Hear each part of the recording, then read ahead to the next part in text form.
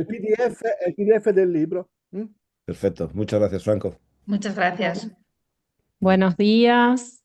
Hola, Buenos buenos días. días. ¿Qué tal? Hola. Buenos días.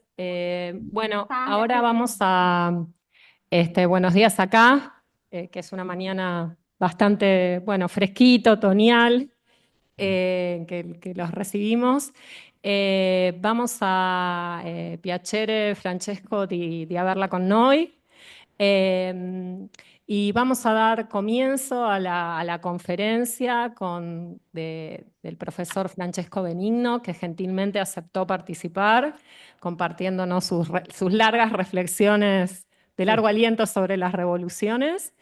Tenemos el honor de que lo presente la profesora Noemí Goldman. Así que, Noemí, te dejo. Bueno, buenos días y buenas tardes a todas y todos. Es un gran placer y honor presentar al profesor Francisco Benigno, profesor titular de Historia Moderna de la Escuela Normal de Pisa. Se ha dedicado a la historia política europea, como todos saben, a la historia económica y social del Mediterráneo occidental y a la metodología del crimen, de la investigación histórica. Recientemente ha estudiado la historia del crimen y junto con las relaciones con el imaginario literario y la coyuntura política.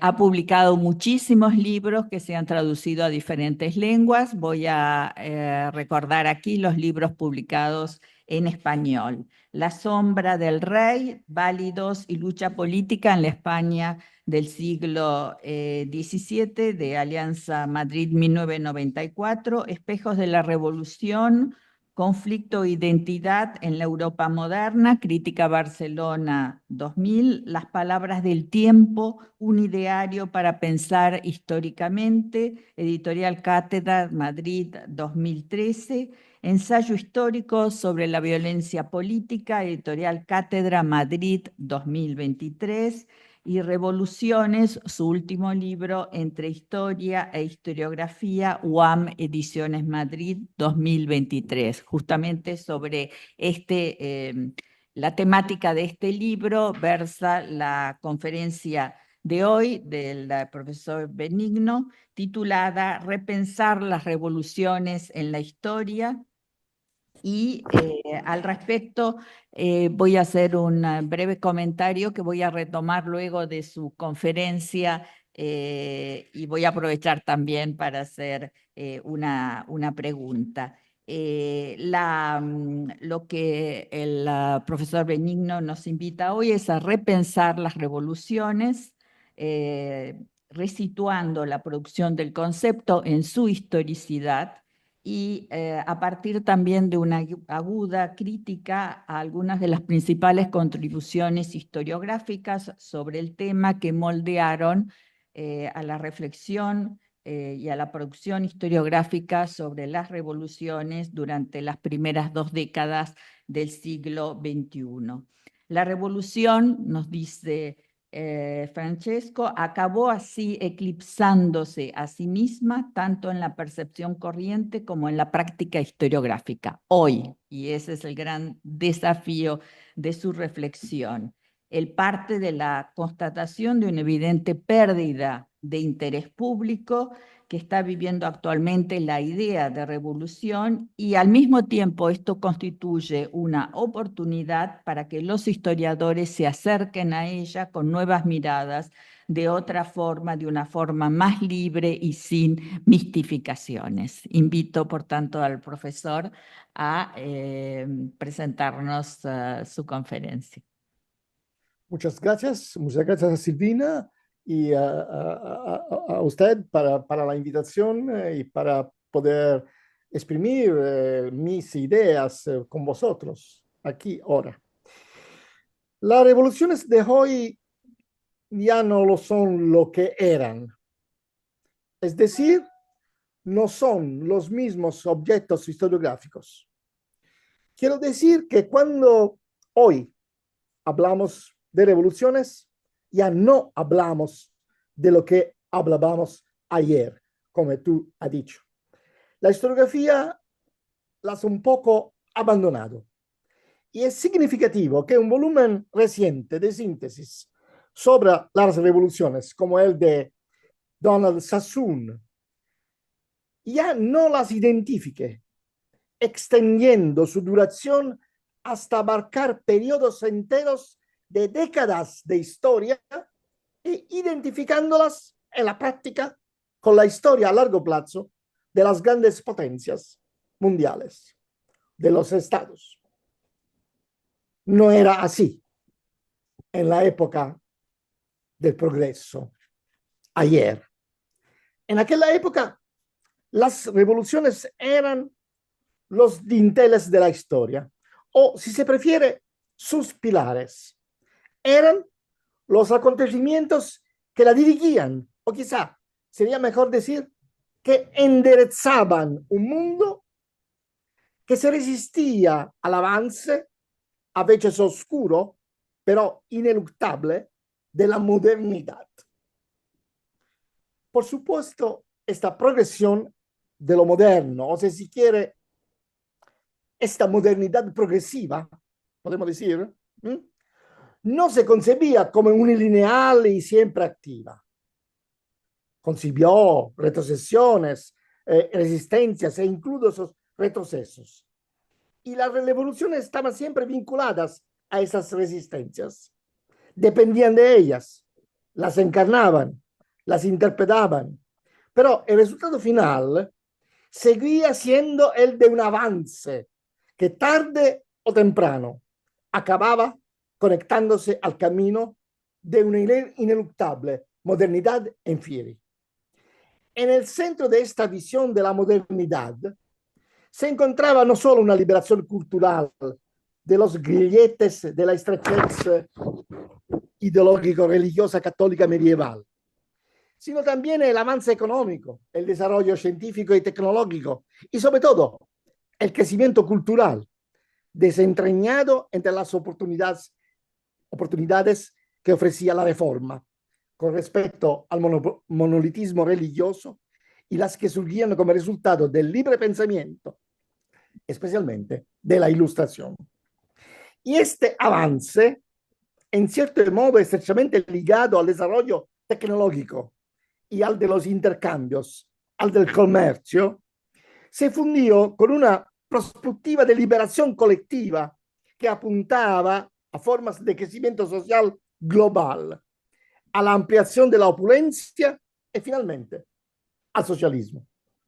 En esta visión progresista, expansiva y modernizadora, las revoluciones eran por tantos ejes, saltos cualitativos, transformaciones socioeconómicas y políticas, pero también científicas y tecnológicas, concebidas como pasos un tanto necesarios, puntos de inflexión obligatorios. Entre las que se afirmaron y marcaron el punto de inflexión del progreso, naturalmente, la primera y la más importante fue la Revolución Francesa, la madre de todas las revoluciones pasadas, presentes y también futuras, y el comienzo de los tiempos modernos, porque fue portador de una imagen profunda, destinada a dominar la historia, la diade polarizada de opresores y oprimidos. El pueblo que surgió en aquel contexto, en definitiva, a través de un proceso de exclusión de los opresores y de regeneración de los oprimidos, ya no era el mismo pueblo de antes, y la esencia íntima de la revolución residía precisamente aquí. La época surgida gracias a una determinada transformación política, la Revolución Francesa, o económica, la Revolución Industrial, podría interpretarse así como una nueva y diferente época marcada por la capacidad de una nueva luz, primero la Ilustración y luego la razón moderna, para reorganizar el conocimiento y proporcionar una peculiar y nueva visión del mundo. Esta dialéctica marcó también los levantamientos que perdieron la batalla por el cambio, que sin embargo tarde o temprano se produciría, porque la historia, que coincidió con la conquista occidental, europea y estadounidense del mundo, también se encarnó en ellas. La Revolución Francesa había sido elaborada entonces como una especie de guión implícito para leer todas las revoluciones, las que la habían precedida, pero también las que la seguirían, sin olvidar las revoluciones del futuro, la revolución proletaria. Por supuesto, ya la palabra revolución no se originó entonces, sino que ya existía al menos desde mediados del siglo XVII y significaba agitación política. En la visión tradicional, de hecho, los sistemas políticos se repetían alternativamente. Prevalecía entonces la llamada anaciclosis, ¿no? Una visión elaborada por el pensamiento clásico greco-romano, y especialmente por Polibio, según la cual se consideraba que los regímenes políticos poseían una naturaleza cíclica propia, pasando de la monarquía a la aristocracia y a la democracia con una tendencia recurrente a la degeneración en tiranía, oligarquía y despotismo demagógico respectivamente. Lo que al corromper un sistema producía la transición al siguiente. Ahora, sin embargo, con el auge de la Revolución Francesa se puso fin a la concepción del patrón cíclico y se dio paso a una idea evolucionista del desarrollo histórico. La propia palabra revolución había cambiado de significado, pues ya no indicaba un cambio rutinario en un patrón de repetición circular, sino una ruptura decisiva que abría un futuro.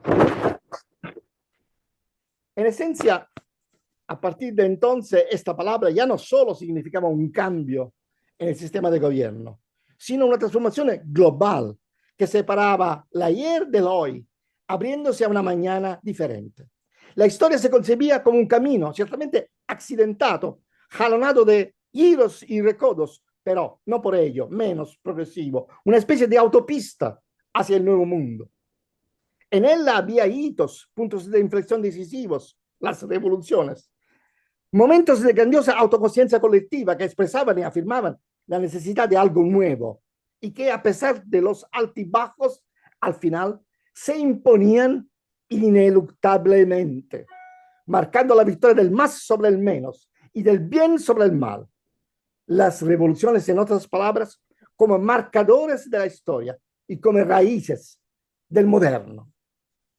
Esta concepción influirá profundamente en los 2 siglos venideros y a través de ella se configuraba tanto el sol del futuro, la revolución futura, como la comprensión de las revoluciones pasadas, que serían leídas por la historiografía como antecedentes de la gran revolución.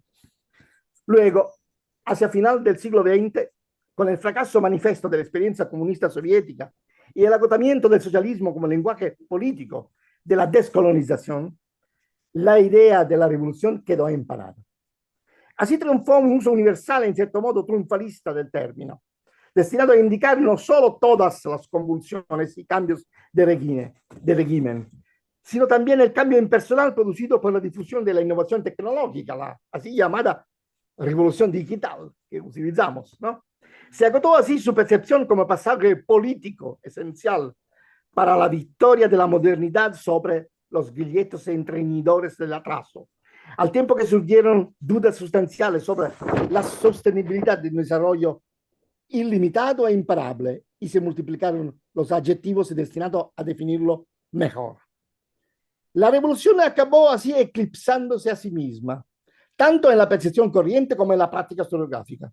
Como se ha señalado, a final del siglo XX se había convertido en un concepto inflado, desgastado y contaminado ideológicamente, cui sujeto, vocación histórica y dinámica objetiva ya no eran evidentes. El año 89, bicentenario de la Revolución Francesa, fue también, como se sabe, el año de la caída del muro de Berlín. Y la galaxia de desarrollo modernizador que regía una cierta historicidad menguó coincidiendo con el eclipse de la constelación revolucionaria. En su lugar, una nueva constelación apareció en el cielo de la historia, representando y simbolizando una historicidad nueva, muy diferente de la antigua. Si en la antigua constelación de lo moderno la revolución ocupaba un lugar central junto con los planetas del progreso y el desarrollo, entonces se afirmó una nebulosa sin precedentes, con una estrella negra en su centro, que personificaba la violencia absoluta, desligada del devenir progresivo de un tiempo. Esta estela negra es el Holocausto para la cultura judía, la Shoah, y hoy para todos que no quieren utilizar esas expresiones, el genocidio. Padre a su vez del duelo infinito, encarnación por excelencia del trauma y de la oposición entre víctimas y victimarios, una oposición diádica que ha venido a ocupar el lugar de la que marcaba la dinámica revolucionaria, a saber, la dialéctica entre oprimidos y opresores. Así pues, ese guión ha sido sustituido por otra narrativa decisiva, que ya no se centra en la lucha entre oprimidos y opresor, sino en la relación sacrificial entre una víctima, individual o colectiva, y su verdugo. Una dialéctica, esta última, simbolizada y resumida con el crimen más atroz jamás cometido, el Holocausto, a punto. Y del mismo modo que la Revolución Francesa sirvió de canon para las muchas revoluciones de un tiempo, para las del pasado, pero también implícitamente para las del futuro, el Holocausto se ha convertido en el modelo tácito del trauma colectivo y su entrega conmemorativa es luego replicada en episodios interminables.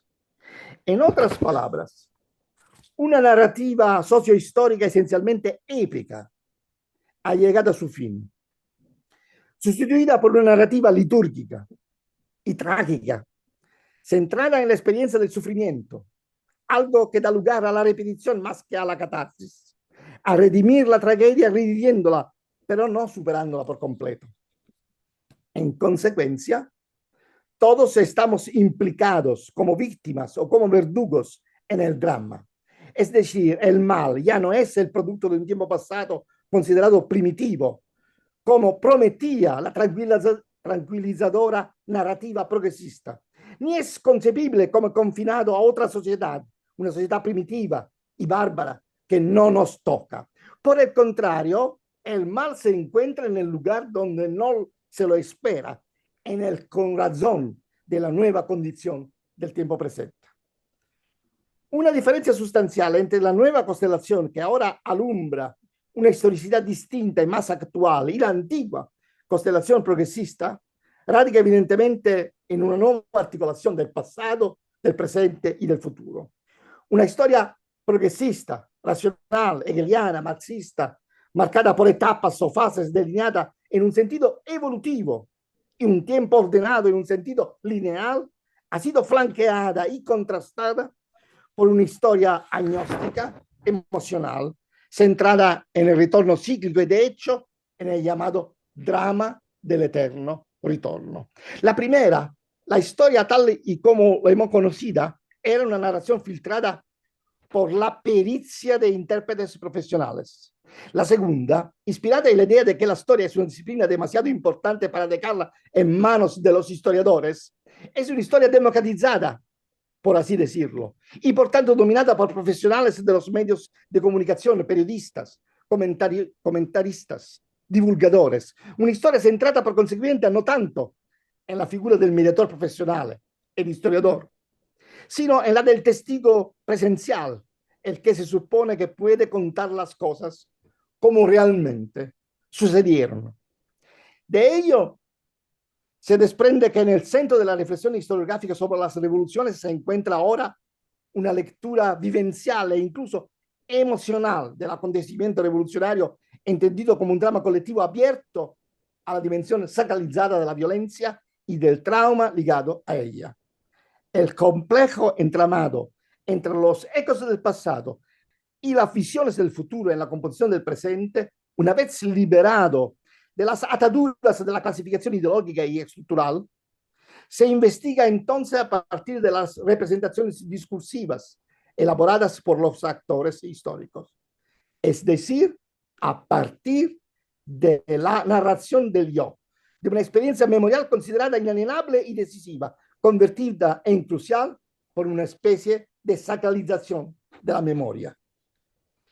Ya no unidos por tapas evolutivas, sino desligados entre sí el pasado y el presente, eclipsados como se ha dicho, surge entonces una historicidad diferente, la de hoy, marcada por la nueva y engorrosa presencia de una hermana o quizá hermanastra de la historia, la memoria histórica.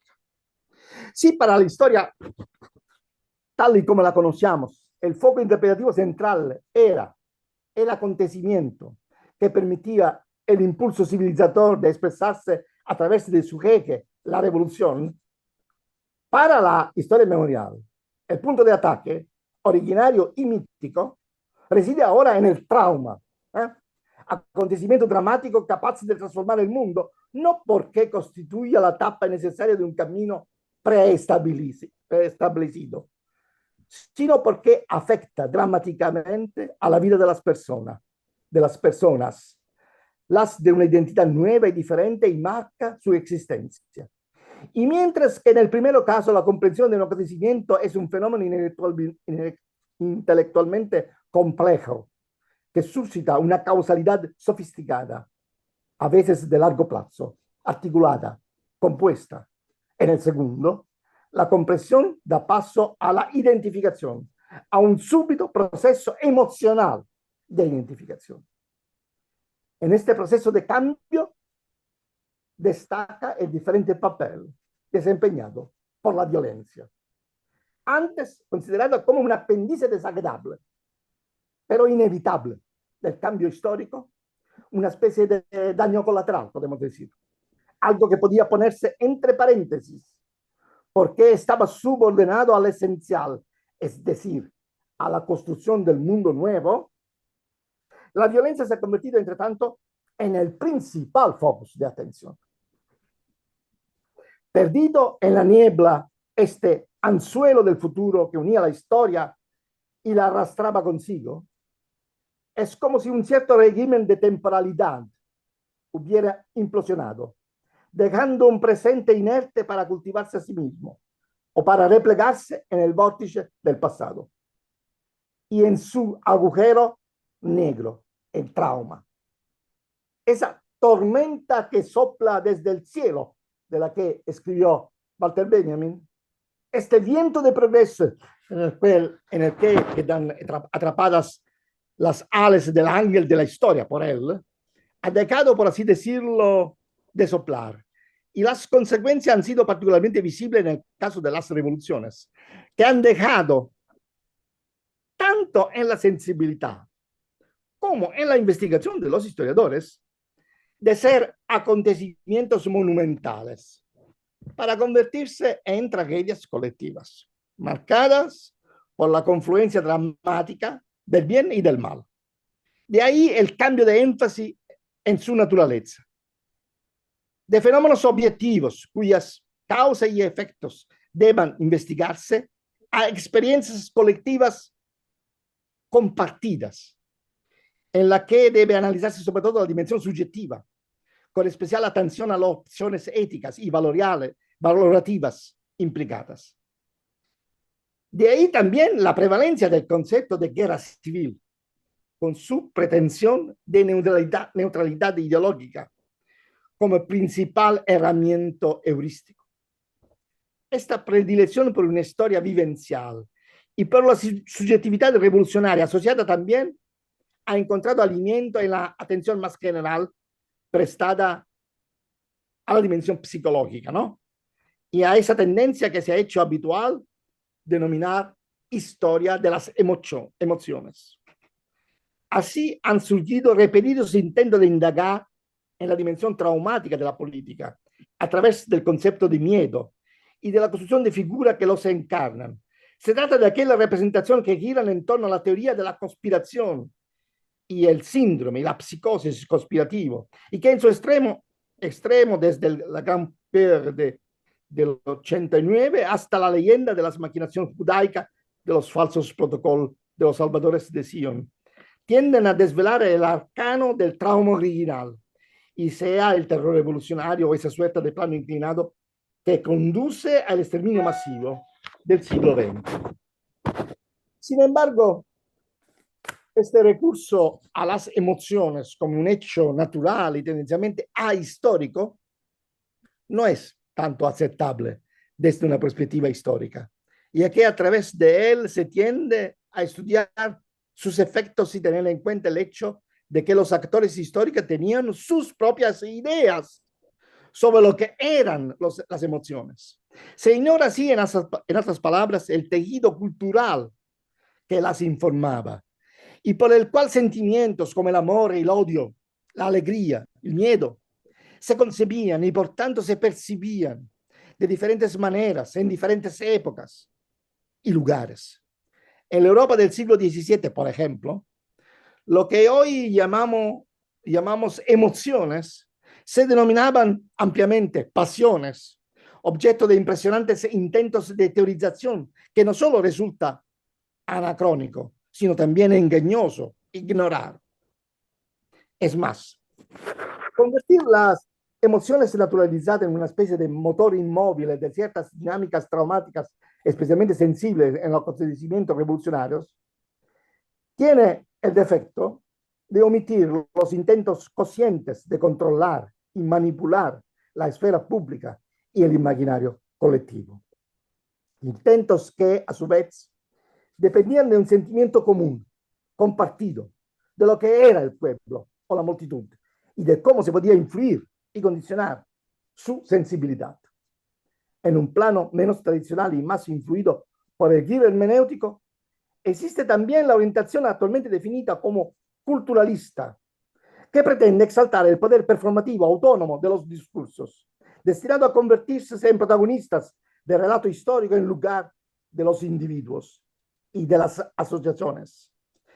Se trata de la tendencia de atribuir a los discursos una capacidad casi absoluta de organizar el universo social, hasta el punto de convertirlos en los únicos y verdaderos sujetos de la política, conduciendo a individuos y grupos a meros replicantes obligados, activos solo en la elección de tal o cual discurso.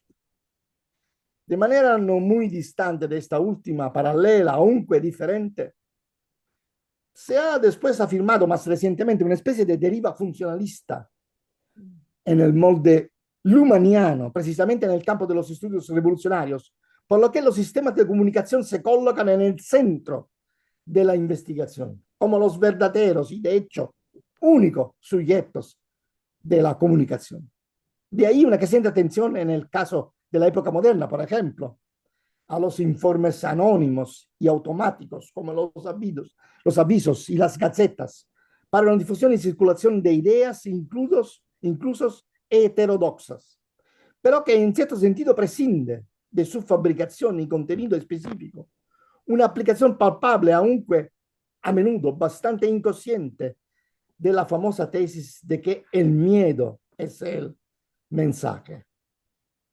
Una última orientación que ha surgido en las últimas décadas es la de leer las revoluciones no genealógicamente, por ascendencia histórica, en una dimensión etiológica, por así decirlo, vertical, sino horizontalmente, especialmente transitiva, como expresiones de cambios contemporáneos e interrelacionados, resultado de historias conectadas y de descubrimiento del mundo global. El primer campo de pruebas para esta perspectiva fue, sin duda, el de las llamadas revoluciones atlánticas, una expresión acuñada en tiempos de la Guerra Fría como una especie de apoyo historiográfico a la OTAN como paraguas de la libertad, pero que luego se convertía en algo diferente y más complejo con el paso del tiempo.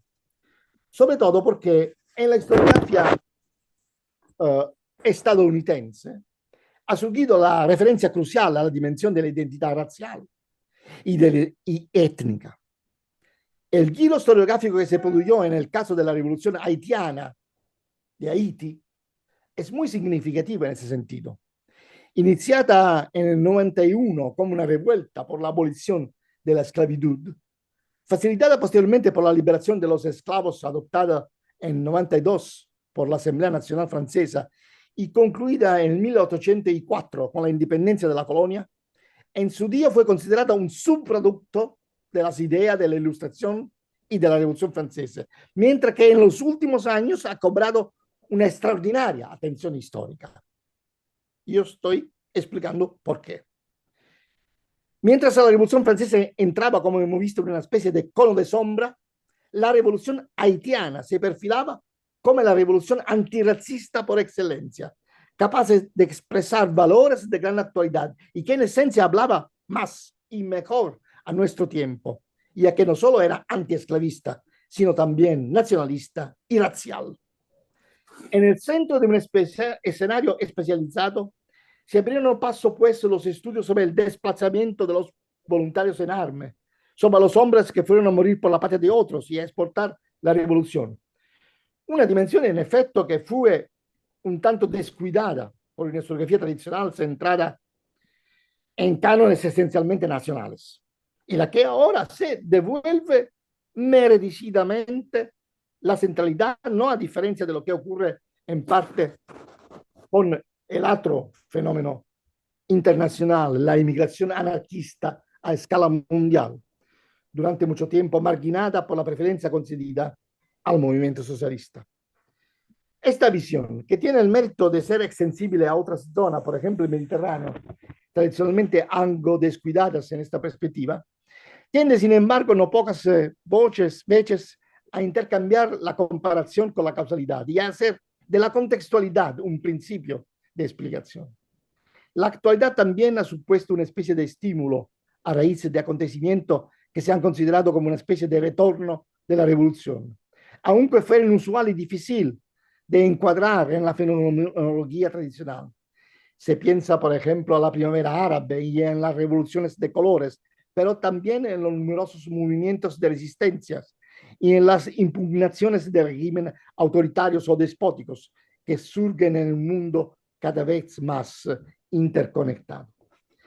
Estas revoluciones, sin embargo, ya no se leen genealógicamente por ascendencia histórica en una dimensión geológica vertical, por así decirlo, sino horizontal, espacial, transitiva, como expresiones de cambios contemporáneos y interrelacionados, resultado de historias conectadas y del descubrimiento del mundo global. Pero vayamos al punto central, a la cuestión fundamental. Las tendencias historiográficas antes mencionadas en su diversidad se caracterizan de hecho por el mismo rechazo a considerar las revoluciones como acontecimientos plenamente políticos, entendiendo por político ese modo específico de regulación de la vida colectiva operado por individuos y grupos en defensa de sus valores y sus poderes, según las formas permitidas por los regímenes existentes. Es como si entre la vida política ordinaria y la política revolucionaria se tendería a delinear un hiato, una fractura, remitiendo la primera al prosaico mundo de los intereses y la segunda al mucho más sugestivo del entusiasmo ideológico. Un mundo, este último, dominado por los movimientos colectivos sobre que la sociología y la psicología social han construido impresionantes elaboraciones que van desde la teoría de la multitud de la época positivista hasta lo más reciente discurso sobre el estado naciente, tipificación modelada a partir de los movimientos juveniles de protesta de los años 70 del siglo XX. Tanto la historia intelectual, tradicional o discursiva en su enfoque, como la historia social en sus múltiples variantes, siguen alimentando en ese terreno un distanciamiento paralelo de la historia política y vehemencial, de sus vericuetos incidentales. La célebre definición de George Macaulay Trevelyan, según la cual la historia social sería la historia del pueblo con la política al margen, no parece haber desaparecido del todo. Creo que podemos, por el contrario, intentar de articular una posición diferente, consistente en considerar las revoluciones, es decir, levantamientos, revuelta, revueltas, rebeliones, o sí, como fases de transformación de la política y no como periodos de su superación o abandono, de su, si se puede decir así, sublimación. El juego político ordinario de influencias, relaciones de poder, vínculos clientelares y faccionales no es en tiempos revolucionarios simplemente abolido, sino que adopta nuevas formas, caracterizadas ante todo por una apertura inusitada a grupos, capas o clases que habitualmente no participaban o solo eran admitidos en manera restringida dentro de límites precisos. Superar la concepción moderna o clásica de la revolución significa, en este sentido, concebirla no como el efecto casi mecánico de la acción predeterminada de revolucionarios profesionales, sino como el resultado de una crisis política en la que se manifiestan pulsiones y tendencias contradictorias, en la que en el tiempo se forjan nuevos sentidos de pertenencia, nuevas formas de concebir y separar un nosotros de un ellos. En esta visión no son tanto los revolucionarios los que hacen la revolución, sino es que la revolución hace los revolucionarios. Quedan huellas evidentes de esta construcción identitaria, si es que queremos observarlas tanto en la tradición memorialista como en el universo, aunque más tarde a menudo censurado, de las representaciones. Una segunda cuestión decisiva se refiere a las formas de la política revolucionaria, diferentes, sin duda, de los modelos tradicionales de la política ordinaria y en muchos aspectos inusuales. Son, sin embargo, dignas de investigación tanto por su novedad como por la persistencia de rasgos resurgentes. Los vínculos de grupos, facción, clientela, que preexistían en la vida política cotidiana, no desaparecen por arte de magia en la vorágine de la revolución, sino que se transforman y reproducen en su fragua. En presencia de nuevos marcos estructurales, jurídicos e institucionales y de nuevas subjetividades políticas, el tejido político ordinario se rompe y deshilacha, se convierte en otra cosa, se transforma, pero persiste. Parte de esta resistencia son las ideas recibidas sobre cómo organizar y gestionar el orden público, cómo activar la contestación, cómo reprimir los tramas de los opositores al régimen existente, cómo manipular a las multitudes. La célebre frase del citoyen Marcos Dier, prefecto de policía del gobierno revolucionario parisino del 1848, según la cual faut faire de l'ordre avec du désordre, deja claro como una práctica bien ensayada, la de infiltrar y reclutar sujetos adecuados a los propios fines políticos en las filas adversarias y en el tejido social criminal, debe ponerse al servicio de la revolución. Dicho de otro modo, el extremismo político y los procesos de radicalización ideológica no deben separarse de las formas concretas de llevar a cabo la lucha política, que persisten incluso allí donde la fantasmagoría ritual de los mitines de masas y la figura de un líder revolucionario, de un autócrata todopoderoso, parecen reducirla a polvo.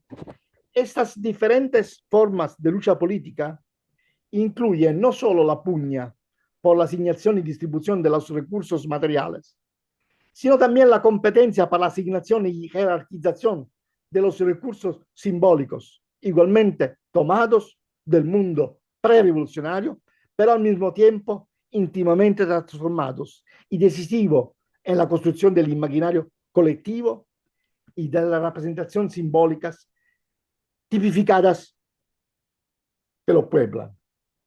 De este modo, la revolución, es decir, así, la revuelta, la subversión, la sublevación, el conflicto político generalizado, que ciertamente ya no es lo que era, puede convertirse por los historiadores en un extraordinario laboratorio de investigación y volviendo a entrar en contacto con las cuestiones de la actualidad. Contar al público de hoy cómo se gestó en el pasado el proceso de cambio de los modos, de las formas, de las ideas, de la política. En resumen, he tratado hoy de reposicionar las revoluciones que ya no pueden, no deben pensarse como las tapas ineluctables de un progreso asegurado. No lo tenemos más. Un progreso asegurado del mundo futuro por venir, sino como en momentos de creación de tradiciones intelectuales. Tradiciones intelectuales decisivas que no pueden desdeñarse, subrayando como fueron también las condiciones previas de algo difícil de nombrar, a saber, la libertad.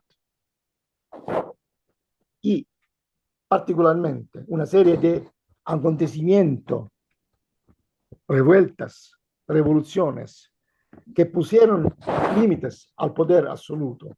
Esto aconteció en Europa. Pensemos a las revueltas de 1848. ¿Cómo negar el título de revolución a un acontecimiento de esa fuerza y extensión, unificado por un impulso antidespótico y la exigencia de una constitución, es decir, la sanción de los derechos civiles, de la libertad personal y política? Acontecimientos que tuvieron en su centro la cuestión tan actual hoy de la libertad y de las garantías necesarias que exige la práctica democrática y de la coparticipación popular y del control del poder. Nada, después de aquel año 48, fue como antes y quedó marcada la época de las monarquías despóticas del antiguo régimen. Hoy, cuando surgen nuevas formas de despotismo, nuevas, yo pienso que no debemos olvidar esta tradición. Esta consideración lleva a subrayar la importancia de las revoluciones con respecto a la historia mundial. Las revoluciones fueron acontecimientos que constituyen una tradición que defiende la capacidad de defender los derechos de los gobernados frente al poder de los gobernantes. Y este es un rasgo muy llamativo si nos comparamos la parte del mundo en que pasaron las revoluciones con las dos partes del mundo, las únicas que nunca han sido conquistadas por ejércitos europeos, a saber, China y Japón. Zona del mundo en la que hay aspectos del poder estatal a lo largo de los siglos de la Edad Moderna, del siglo XV al XIX, que se asemejan al escenario europeo. La afirmación del poder monárquico imperial centralizado y sacralizado, pero hay otras que no. Esencialmente, faltan esa larga repetición de acontecimientos que marcan límites, confinan la absolutización del poder y que en el mundo occidental fueron fijados por la tradición revolucionaria como resultado de revueltas y de revoluciones.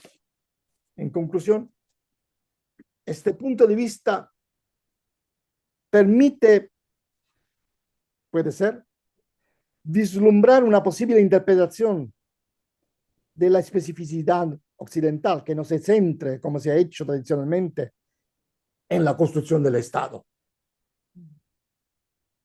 ¿Cuáles son los rasgos de esta especificidad? Puede decirse que las revoluciones en Occidente o bien dieron lugar al nacimiento de naciones o las renovaron, o bien sentaron las bases para la construcción de la identidad nacional, al tiempo que echaban por tierra las ambiciones de una monarquía imperial universal y de un único credo religioso universal.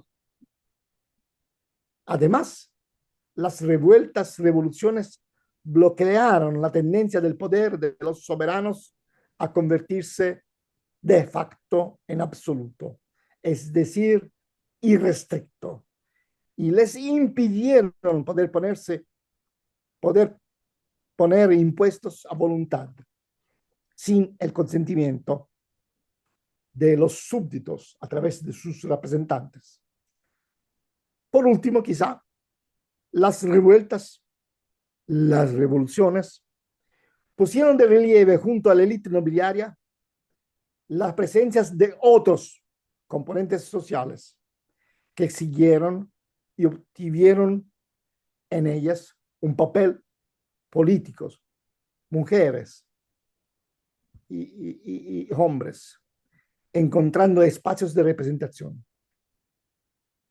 Hoy en día, un día en que surgen nuevas formas de despotismos, tal vez, yo creo, sea necesario recordar y no olvidar esta tradición. Gracias.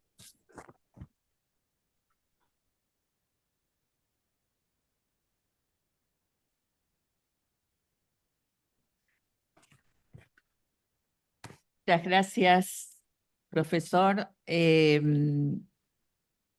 Voy a aportar un comentario y una pregunta y abrir a comentarios de los colegas presentes.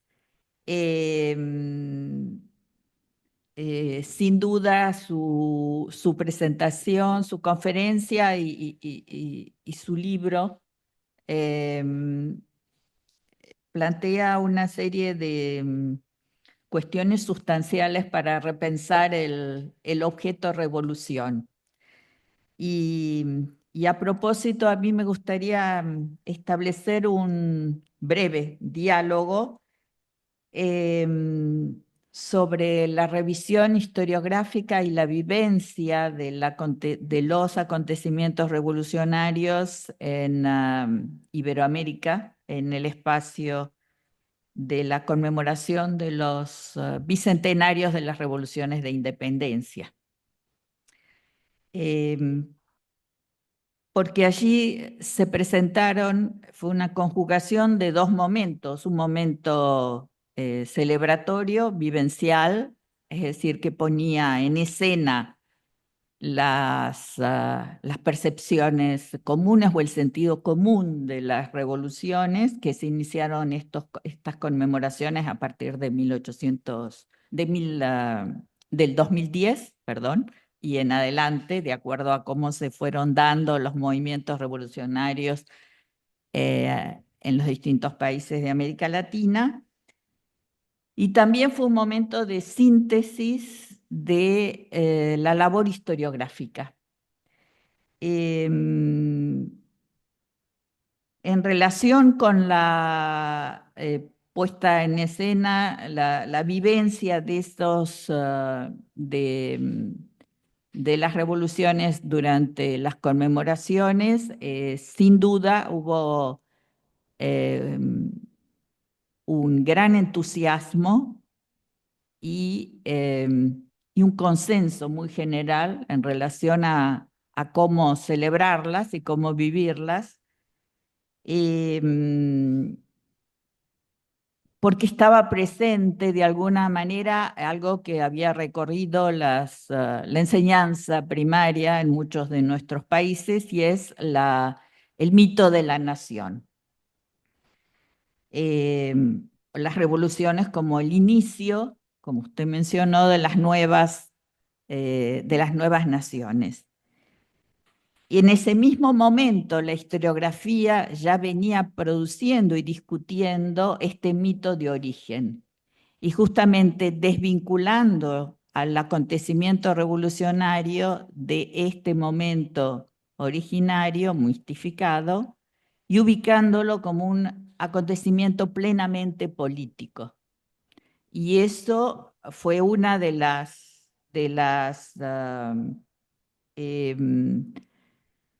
de las características más sobresalientes de la renovación de la producción historiográfica en Hispanoamérica, vinculado justamente con el estudio del conjunto de estas dimensiones.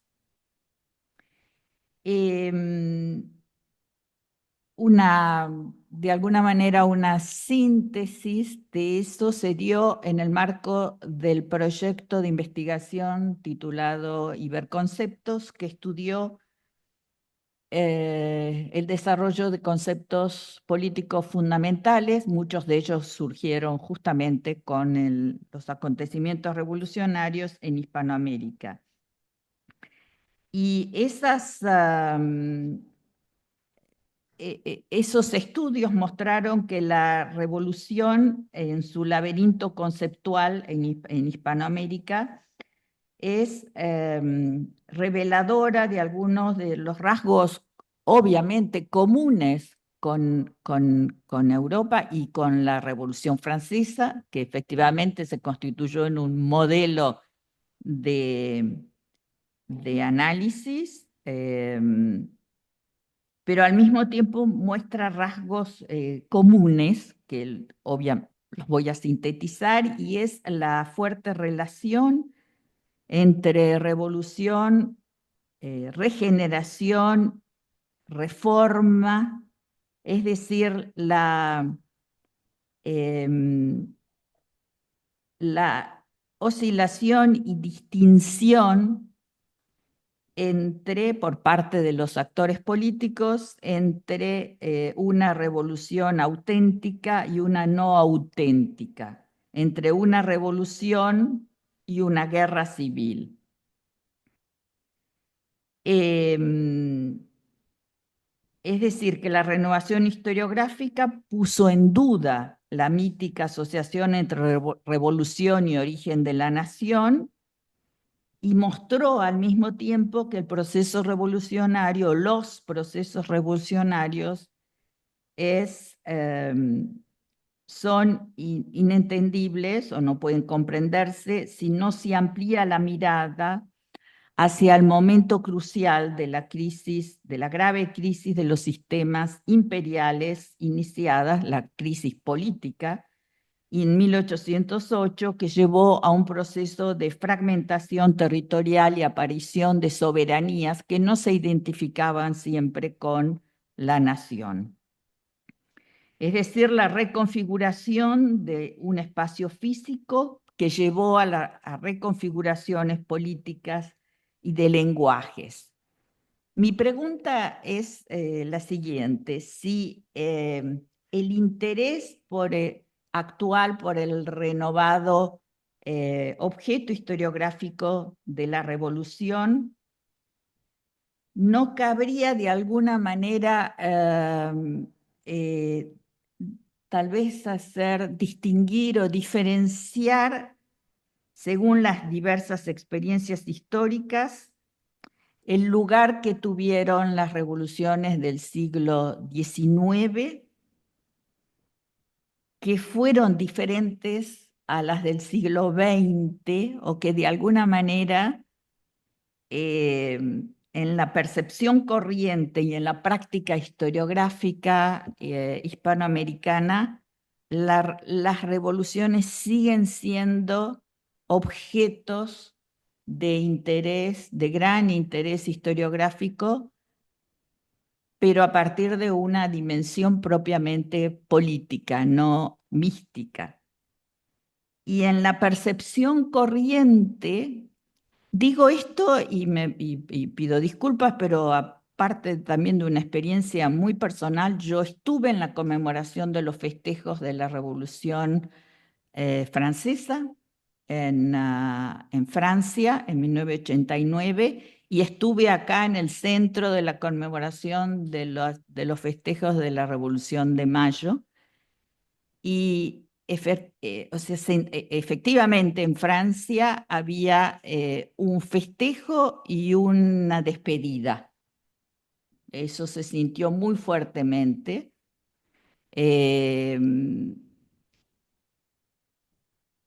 Contrariamente, en Argentina, la conmemoración significó una oportunidad para llegar también al gran público, ofrecer al gran público los resultados de la renovación historiográfica que ponía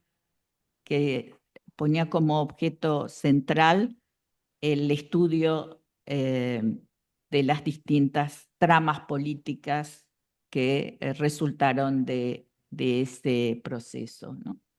Me permito traer esta vivencia, es decir, fueron dos vivencias muy contrastantes. Entonces, por eso mi pregunta sobre si no cabría diferenciar las revoluciones, de alguna manera, conceptualmente, el sentido de las revoluciones del siglo XIX y las del XX, que efectivamente la caída del muro de Berlín tuvo una resonancia y un impacto que fue global. No estoy tan segura de que de que ese impacto global, si bien es cierto totalmente que la Revolución Francesa era un modelo para no, digamos, en realidad para no repetir la violencia, ¿no? La violencia era temida.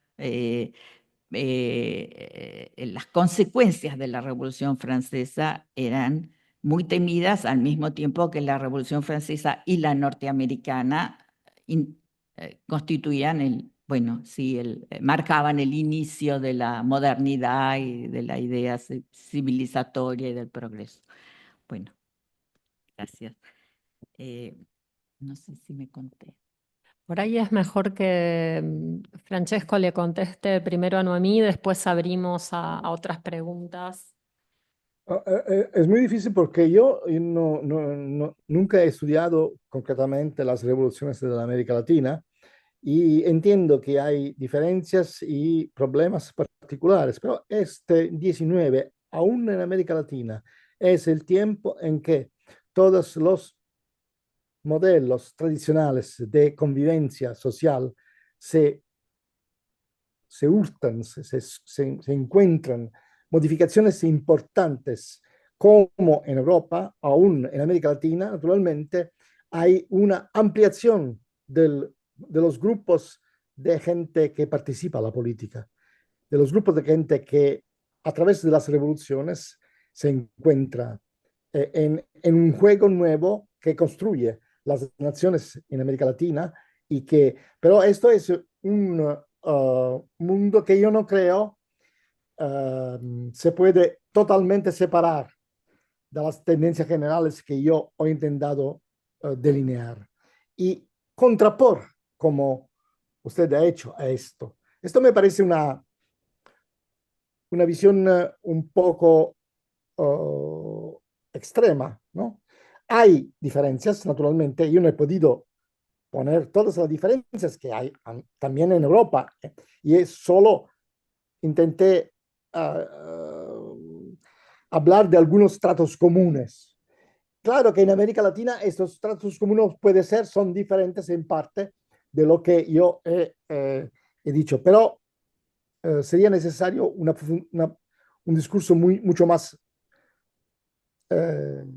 delineado correctamente en América Latina y en diferentes tiempos, porque una cosa es el 19, una cosa es el 20, porque en el 20 se ponen, aún en América Latina, problemas diferentes de lo que se ponían en el 19, la época de las revoluciones que construyen las naciones, y después el 20 con el problema dramático de la construcción de regímenes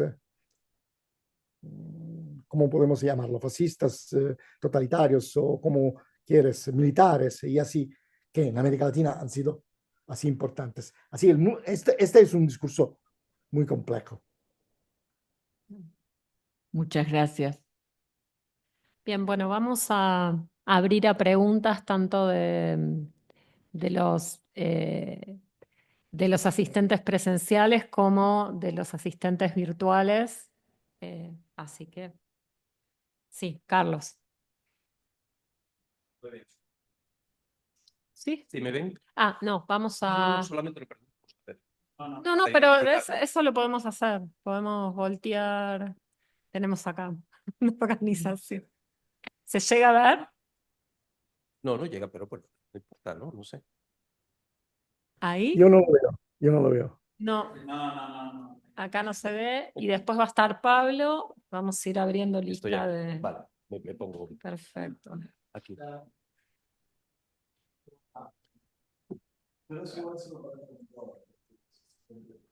Ah, que está Carlos Garriga allí. Estoy, presencialmente. Ah, ¿Qué tal? Buenos días. Qué Bueno, suerte. soy Carlos Garriga. Quería, primero que nada, bueno, felicitarlo por la brillante, vibrante y muy estimulante presentación o conferencia. Yo tendría varias cuestiones que plantear.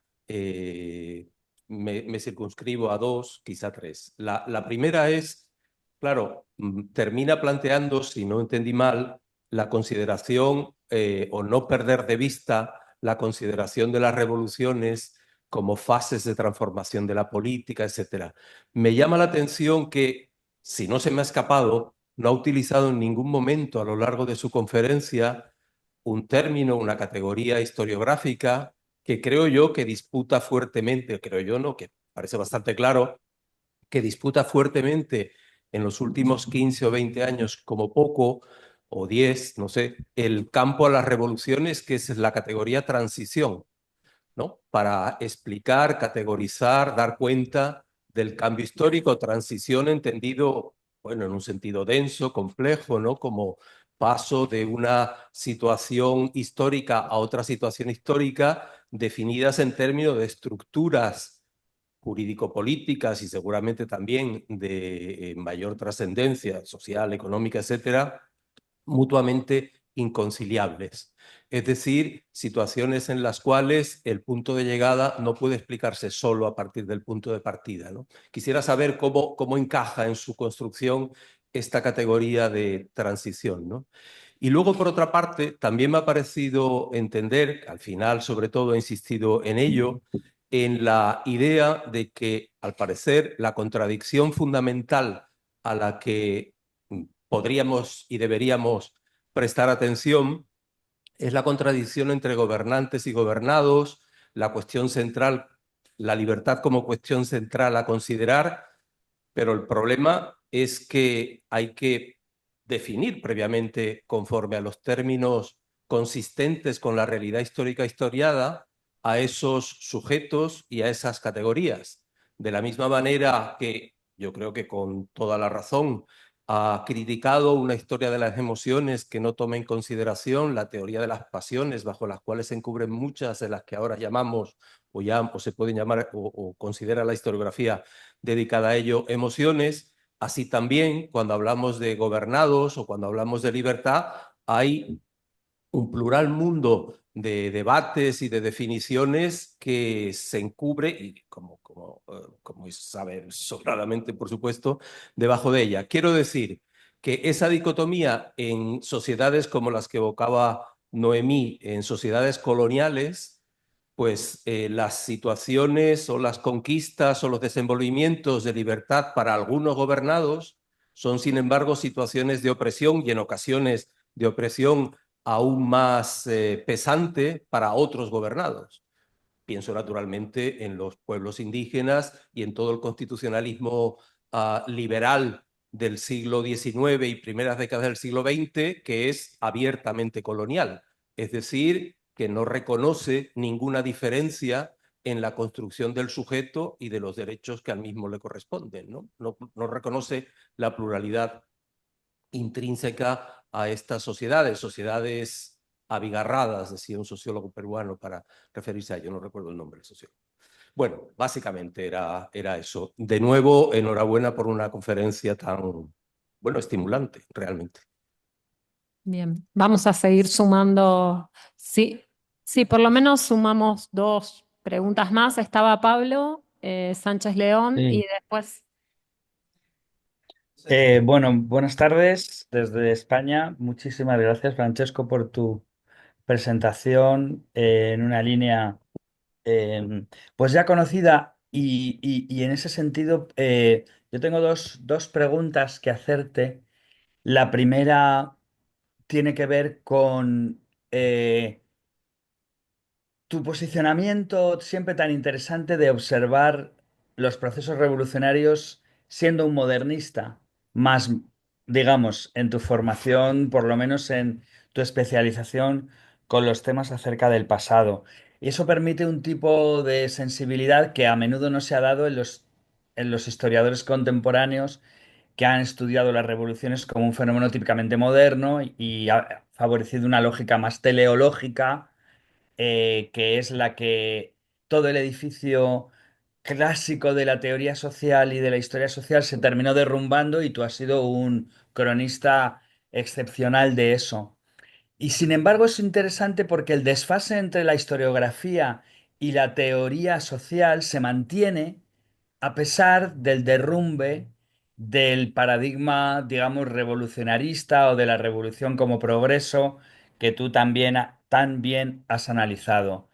Y en ese sentido yo quería plantearte si estás un poco al tanto del fenómeno de sentido contrario y de reflujo que ha tenido lugar en las ciencias sociales en los últimos 15 20 años, por el cual una vez, digamos, erosionado fuertemente el paradigma, digamos, revolucionarista de la historia y el foco jerárquico en la revolución como el epítome del fenómeno de gran transformación, ha abierto la posibilidad para que toda una serie de científicos sociales reivindiquen de vuelta ahora, cosa que creo que no hacen los historiadores, y aquí está un poco mi primera cuestión, la relevancia histórica transversal, transcontextual que tienen las revueltas y los motines como el gran fenómeno continuo en cualquier orden social, bueno, que permitiría, ellos hacen una serie de analogías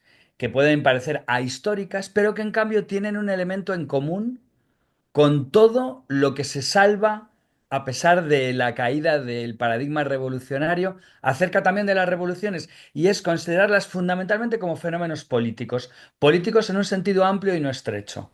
O sea, como grande, digamos, la vuelta de la política a través de el análisis del conflicto. Y lo único es modificando la jerarquía, ya no a favor de la revolución, que se vuelve el fenómeno extraño, inhabitual, más bien típico de un contexto histórico transformador, como es el paso a la modernidad o la crisis del antiguo régimen, pero hay la posibilidad de algunos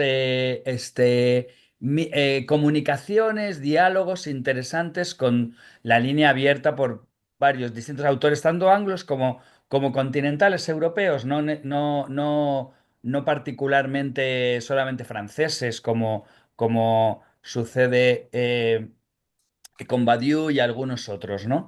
Entonces, quería preguntarte por una parte, ¿cómo ves tú esa manera de observar eh, las, los conflictos del antiguo régimen que parte ahora del embrión más pequeño y no del gran fenómeno transformador, y que sin embargo deja abierta una posibilidad, por lo menos yo interpreto así esa literatura, como que viene a decir que una revolución empieza siendo una revuelta? Es decir, que todo lo grande pasa primero por haber sido un fenómeno más pequeño que simplemente trasciende sus fronteras porque la política es incontrolable de alguna manera. No sé, y esa es la primera, y la segunda, un poquito más abstracta, pero creo que la puedo formular con facilidad, tiene que ver con también todo el giro, por decirlo de alguna manera, que ha habido agencial en una parte de la teoría social y no de la agency como gran estanco, compartimento estanco amplio donde que se vuelve igual de laxo que el concepto de identidad. Y en ese sentido hay una vertiente teórica que a mí me interesa mucho, que viene a argumentar que en el fondo es muy conservador en la nueva historia social seguir hablando de identidades, porque estas con facilidad vuelven a ser esencializadas al igual que lo eran antes digamos, los grupos sociales vistos estructuralmente, ¿no? Y la manera de romper el esquema de una manera radical, y claro, para una revolución va muy bien el argumento, y te quería preguntar tú cómo te posicionas ahí, es dejar de ver a las identidades como sujetos que hacen y empezar a verlas como que las acciones son las que producen identidad. Es decir, las identidades no existen, digamos, no es que no existen, aunque preexistan, no interesa tanto el argumento de preexisten, cambian, no cambian, sino fijarse esencialmente en que lo que un observador puede observar a partir de la acción es la construcción de una identidad. De manera que el énfasis pasa a estar en las acciones, por cierto, también las discursivas, que son acciones, y no tanto. Bueno, entonces quería preguntarte un poco qué te sugiere esta forma de ver. Sumamos otra pregunta más y cerramos, si no, ya con esta. ¿Hay alguna otra más? ¿No? Entonces, Ya- cortamos. Sí. Adelante. Francesco, ya podés responder. Sí, sí. ¿Puedo responder? Sí, sí. Bueno, hay dos intervenciones. En la primera,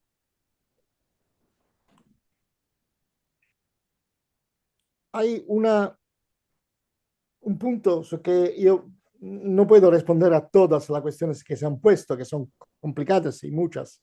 Pero en la primera intervención hay un punto que quería subrayar, que es el concepto de transición. El concepto de transición, yo no lo he utilizado, efectivamente, como me ha sido dicho, porque la transición es un concepto que está mucho en una visión de la historia como hecha por tapas, por diferentes momentos en que se pasa de uno a otro. Y todo esto, a mí me parece, no es posible de utilizarlo. Así no he utilizado el concepto de transición porque yo pienso que no se sabe bien de dónde se viene y dónde se va. Esto es, naturalmente, la observación que se ha hecho en la primera intervención sobre la cuestión de la libertad que va definida en las sociedades coloniales es muy justa. Y naturalmente, en una relación no breve, pero siempre limitada, no se pueden tocar todos los puntos. Es claro que problemas como las de los pueblos indígenas en las sociedades coloniales son problemas de grandísima relevancia y no hay dudas sobre esto. Para las dos cuestiones propuestas de Pablo Sánchez León, diré así. Yo he visto las revoluciones desde el punto de vista de la edad moderna. Sí, puede ser, porque yo soy prevalentemente un estudioso, uno que ha estudiado la edad moderna. Pero a mí me parece que como toda la edad moderna un tiempo era vista como un percurso obligado a la modernidad, estudiar diferentemente la edad moderna es una manera muy interesante para mirar a la contemporaneidad. Hacemos un ejemplo europeo, disculpo por esto, pero un ejemplo que me parece puede ser, es la importancia que hoy hay estudiar el arte del barroco. Barroco es también presente en América Latina, naturalmente, como exportación, pero bueno, ¿por qué esto hoy es más importante que en el pasado? Porque ayer, en un tiempo, el barroco era considerado una obscenidad del percurso de la clasicidad y de la modernización. Con la crisis del siglo XX, en el año 30, se ha empezado a poner el problema del barroco, del arte barroca. Pero yo diré de la cultura barroca. Y ahora, hoy, se puede mirar al mundo del antiguo régimen en una manera diferente, de un tiempo en que todo lo que era precedente a la ascensión del proyecto francés del despotismo iluminado y después del progreso del 19, ahora que toda esta construcción modernizatrice se pone en crisis, quizá el barroco nos puede decir cosas que antes no éramos capaces de ver, cosas relativas no solo al arte en sentido propio, pero también a la cultura. De este punto de vista, la observación de Pablo Sánchez León de una nueva atención que ha habido sobre revueltas, sobre motines, yo la comparto porque yo creo que ha habido la posibilidad, fuera de una visión de la modernidad de un tipo antiguo, de reevaluar todas las expresiones del conflicto. Yo creo que sí, que nosotros podemos hoy mirar juntamente a las revoluciones, las revoltas, las conjuras, la lucha política violenta y todo esto sin distinguir en manera exagerada, como se hacía un tiempo, entre las revoluciones con la R mayúscula y las revueltas con la minúscula. De este punto de vista, el tema que tú has puesto en relieve, esto del concepto de identidad, es muy, muy importante, porque la construcción de las identidades y de las acciones que producen identidades, como las acciones de revuelta y de revolución, es un tema muy central. Claro, las revueltas y las revoluciones son los momentos en que se van formando nuevas identidades. El caso mucho más noto es lo que nosotros podemos subrayar de la Revolución Francesa, en que hay una construcción de grupos populares que se construyen, se dan nombres, se dan identidades en una sociedad que tiene un momento de construcción de nuevas identidades, Son temas de grande relieve. Yo no sé si se puede decir que el concepto de identidad hoy puede distinguirse de una visión conservatriz a una visión modernizatriz. Yo creo que es un campo que hay que estudiar porque es central en todos los discursos sobre las revueltas y las revoluciones. Bueno, muchísimas gracias. No sé si hay alguna otra pregunta más o comentario. ¿No? Yo voy a hacer un comentario muy breve. Me parece, bueno, aparte de los señalamientos que han hecho súper relevantes en esta idea, ¿no? De poder integrar esta visión más amplia de las revoluciones y ver el correlato, ¿no? También en Hispanoamérica y estas realidades tan diferentes y estos puntos de contacto y trayectorias diferentes de la modernidad, en lo que estamos haciendo hincapié en estas jornadas, que me parece muy enriquecedor, ¿no? Estos cruces. Creo que también es interesante esta última reflexión de cómo en los últimos años se ha vuelto al barroco, ¿no? Se ha recuperado el barroco, cómo esta crisis contemporánea se refleja en esa crisis tan terrible, ¿no? Del yo, ese mundo espejado, ¿no? Y del ocultamiento y de la simulación del barroco, esos ecos, ¿no? Además del interés en todo el tema de la comunicación política y las agencias, y, ¿no?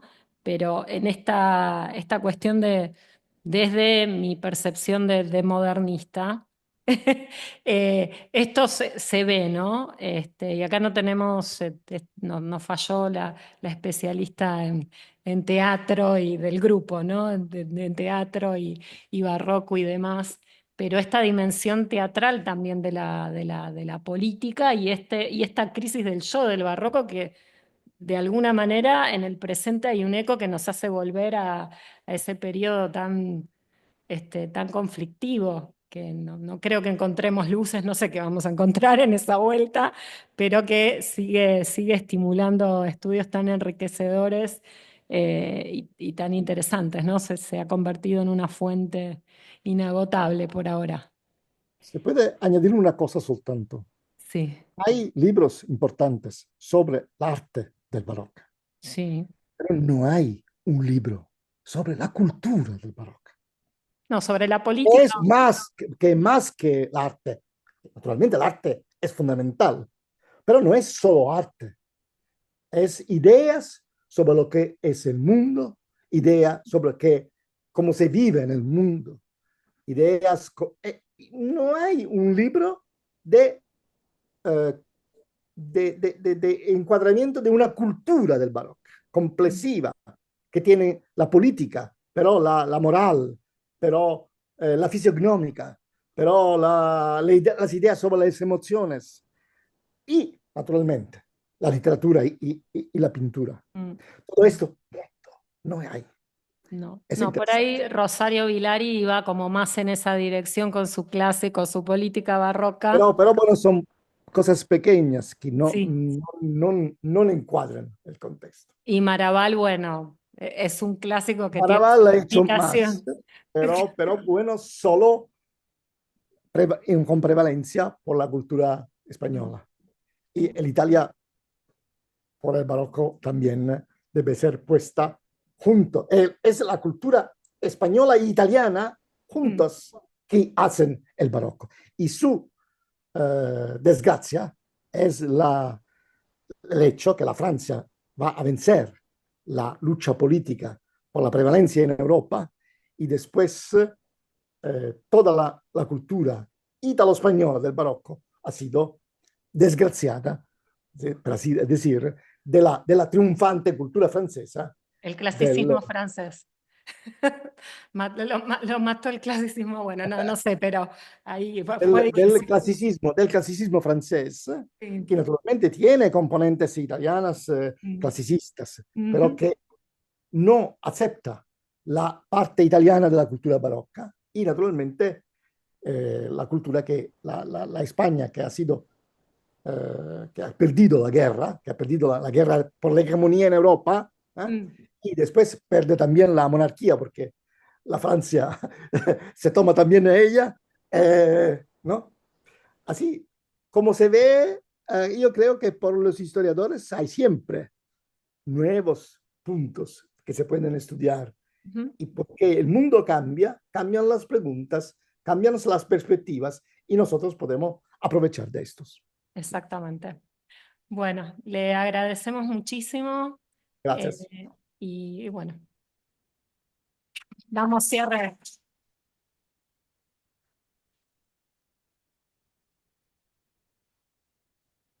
Gracias. Gracias. Gracias, chao. Muchas gracias, Francesco. Chao. Continuamos entonces con el programa del workshop. Hacemos una pausa de 15, ¿parece bien? 15, creo que 15, nos encontramos 11:15 horario Argentina para retomar con el bloque de la mañana del día de hoy.